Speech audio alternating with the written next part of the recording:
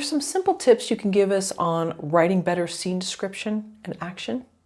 Yes, a couple things. So first of all, make sure you write things in the order we see them.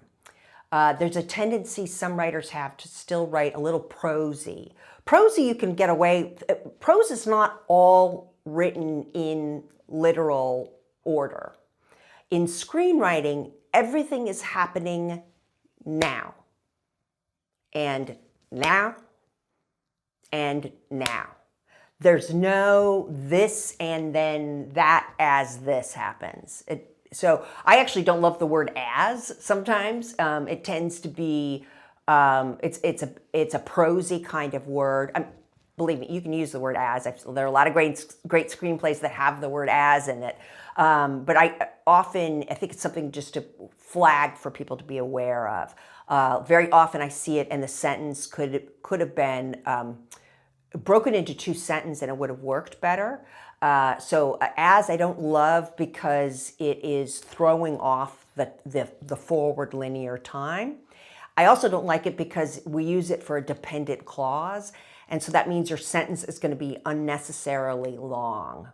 And so instead of telling me that as she clears the dishes, he runs out to the car, break it into two sentences, make it two different moments, she washes the dishes, he runs out to the car, something like that. Shorter sentences, by the way, are often easier. As a reader, you don't want us to have to read something twice. And so this is a way where I can get it a lot more clearly. And if you have a longer sentence with a dependent clause, things like as, I have to parse it sometimes. And so it's just easier. Sometimes it does feel a little regressive, like we're writing like we're in third grade again. But I almost will prefer writers do that for a little while until they get, if they're not, particularly some people who are coming from prose, to get them in the habit of thinking this, then this, then this, then this. And even though there are sometimes things happening simultaneously, we can only kind of process it at once. And so that's why you write this and then you tell us this happens, then this happens, then this happens. So that's one thing. Another thing I find is that I have a challenge I have for my writers. I call it my don't walk challenge. Don't use the verb walks. Just don't use it.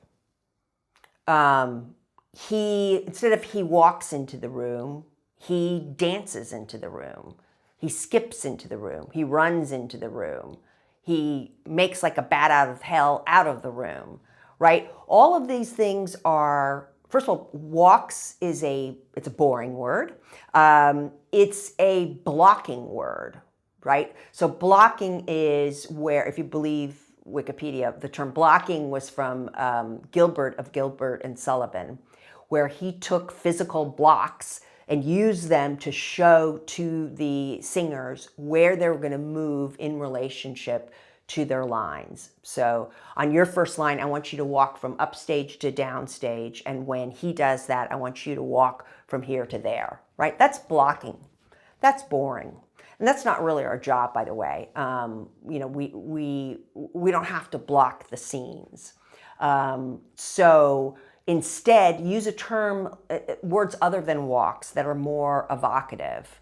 You're also avoiding adverbs. So instead of walks quickly, he run walks. That was kind of my cheat at one word. Or he speed walks into the room, right?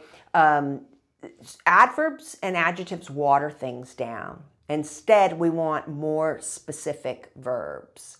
And so that's why walks is kind of a blah verb. It's really just blocking. Versus if you tell me that someone creeps into the room, that tells me a lot, right? That tells me about the character. It tells me about the intention behind the words. It's more than just telling me that blocking-wise they came into the room. And then similar words that I don't like are looks and sees.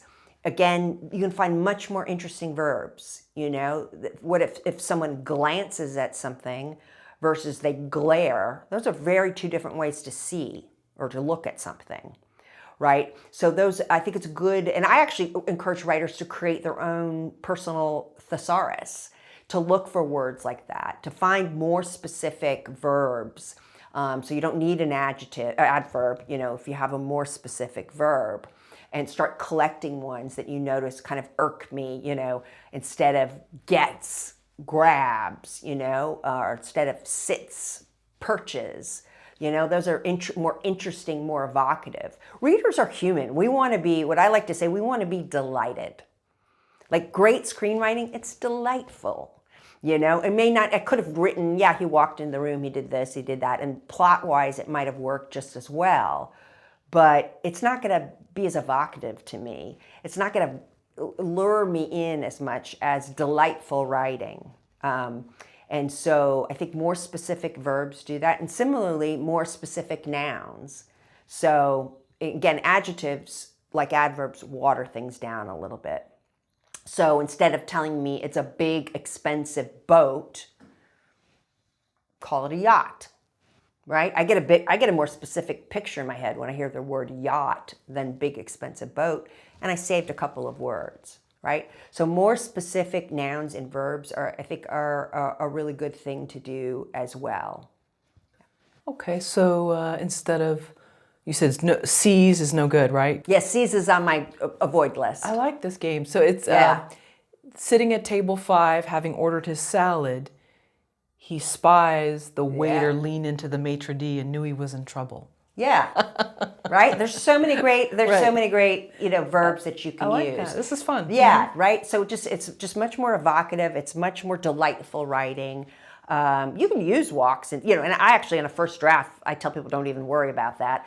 But then I do, I like to do a search and replace at the end just to make sure. I take out all the walks, sees, and looks, and put more interesting. And don't go overboard. I've had people, they've got drug dealers sauntering, and I'm like, I don't know that that's the right verb, But just, try to avoid the really obvious ones, right? Like walks, which again is really more of a blocking word than a really good dramatic writing word. How many words are in this writer's thesaurus that you've asked your students to create, or they can for fun? Yeah, I say they should create their own, right? I get them started. I have one where I have, I don't know, and I've seen much longer lists, but where I have like 20 for walks, and I have 15 for looks and sees, and I tell them to keep adding to it, and there are a long list literally of those words and different. Synonyms that you can use for them, but that's how long the list is that I get them started with. How should writers describe characters? Character intros are a great opportunity to, what I like to do think of them as they're a little bit of a ps to the reader, a little bit of a ps. You see this guy? He's not exactly what he appears to be. And so the best character intros they're taking something physical we can see, but they're not on all points, bulletin. We don't care what a character's hair and eye color or, things like that are, unless it's some sort of plot point. You can tell us what they do, but it's more interesting if you can give me something where I can see on you, but you're going to give me an interpretation of it. So it's a great opportunity, first of all, to exercise your voice as a writer, because we get to break the most formal sense of what is seen and heard. You're actually telling us a little bit of your opinion. You're breaking the fourth wall and giving us a little heads up on the character. But it should be something we can see in them in some way, ideally, in my opinion. So Shawshank Redemption happens to have the greatest character intros ever written. And in fact, one of my favorite ones, I think of all times, is the description of the Warden, the evil antagonist of the story. And I'm actually going to read it to you. It's so delicious. Warden Samuel Norton strolls forth, a colorless man in a gray suit and a church pin in his lapel. He looks like he could piss ice water. He appraises the newcomers with flinty eyes. So that's so perfect. I mean, I love the detail of the church pin in his lapel. And I went back and watched the movie to see, he has some sort of pin in his lapel, right? But it's taking something physical on him, right? So we don't get a whole lot, we don't get a description that he's got gray hair and doesn't go into much detail about him, right? But he's wearing a suit with a church pin in his lapel. And then the author is giving us the, psst, don't be fooled by that church pin. This man is the opposite of our idea of Christian charity. This man is so cold, he could piss ice water, right? And you can, again, it's something the actor can actually play. It's not, it's actually not violating what is seen and heard. I can actually see that. Right. In a good character intro, I say, I might not have guessed that exact same phrase, but if I had the script in my hand and I was watching the movie, and I could go, oh yeah, he totally is thinking that. He totally looks like he could piss ice water, right? Then it works. Yeah. So it's a great opportunity to show your voice, find a clever way, that's delightful. We find it delightful when you find a clever thing. We kind of chuckle to ourselves. And it hooks me in. It gives me just a little heads up about who they are. So writers should absolutely take advantage of the fact that we get to do character introductions.